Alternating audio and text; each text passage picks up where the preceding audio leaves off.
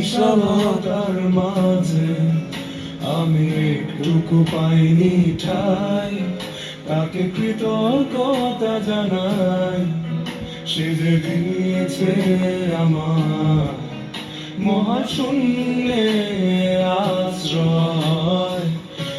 আমার সব পূর্ণতায় যেন হয় আমার শূন্য পথের প্রতি সেরকম আশীর্বাদ।